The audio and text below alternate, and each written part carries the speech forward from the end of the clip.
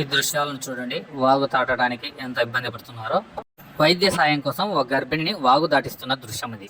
వాగులు పొంగినప్పుడల్లా ఇలాంటి పరిస్థితులు తరచూ నెలకొంటుండడం ఆంధ్రప్రదేశ్ వెనకబాటుతనానికి నిదర్శనంగా చెప్పవచ్చు.